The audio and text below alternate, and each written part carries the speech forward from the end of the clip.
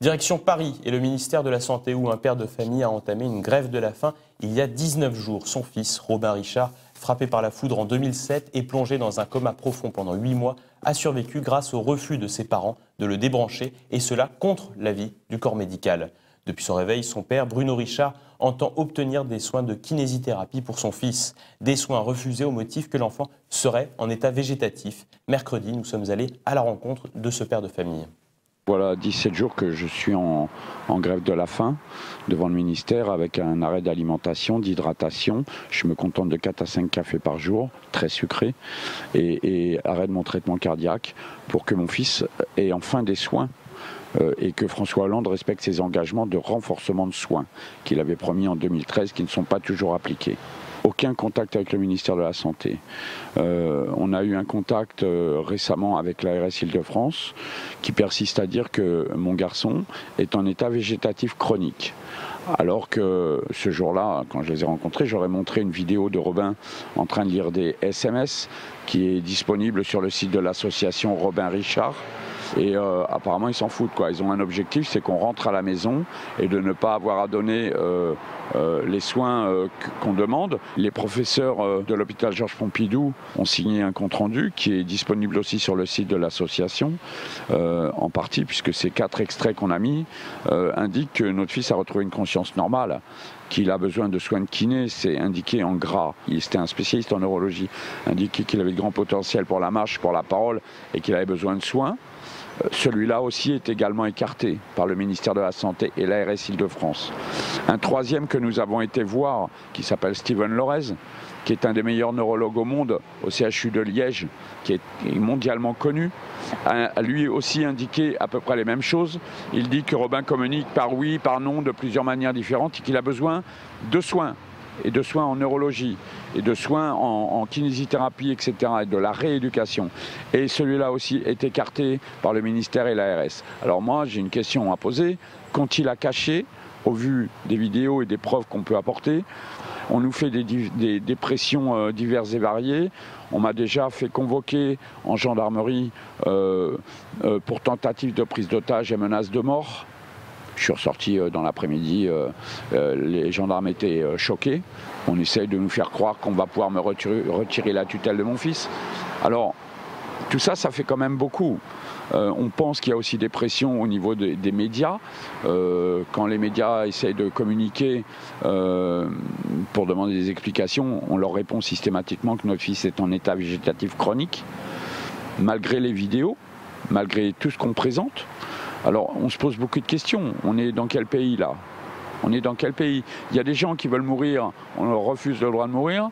Et il y a des gens qui veulent vivre comme mon fils, on refuse de les soigner. On est capable de faire soigner tout un tas de gens qui ne sont pas français, ok? Gratuitement. Et tant mieux pour eux, peu cher. Mais nous, en France, mon fils, il a besoin de soins et on lui refuse.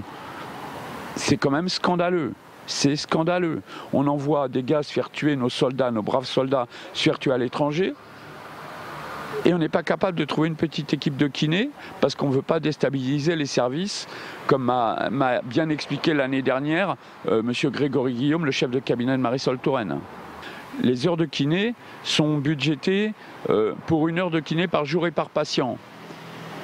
Mon fils, c'est 4 à 5 heures de soins qu'il a besoin par jour, parce qu'il a pris la foudre. C'est son corps qui a besoin de soins spécifiques en termes de kiné. On ne demande pas la lune quand même. Sauf que ça engage des moyens supplémentaires. Moi, je leur ai dit, créer une enclave dans la chambre, puis c'est le seul enfant au monde dans son cas.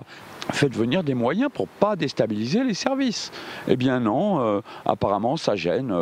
Voilà, on préfère soigner des dignitaires qui viennent de l'étranger avec une garde rapprochée de 8 à 10 gendarmes 24 heures sur 24 pour monter la garde que de payer des kinés pour soigner mon fils. J'ai reçu le soutien de M. Xavier Bertrand, qui suit l'affaire et qui avait transféré, lui, Robin de Marseille à Paris pour qu'il ait les meilleurs soins. Malheureusement, tous les soins ont été arrêtés après les élections et il vient de s'engager d'ailleurs auprès de Madame Touraine par écrit, c'est disponible aussi sur le site de l'association, en demandant que François Hollande, à qui il avait écrit que Robin devait avoir un renforcement des soins. Le président de la République, quand il commet un écrit, on doit le respecter.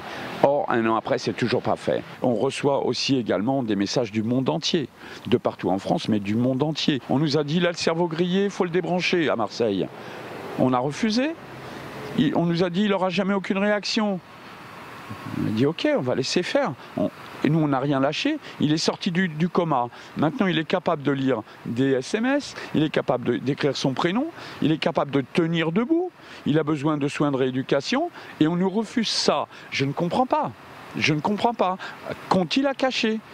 Qui protège-t-il? Cette affaire est en train de prendre une ampleur, alors que ça aurait été si simple de donner ce qu'il faut à notre enfant. Vous vous rendez compte où on en arrive? 17e jour de grève de la faim. Madame la ministre de la Santé sort tous les jours en face de moi, à pied. Elle va se faire coiffer à 20 mètres. Elle ne me regarde même pas.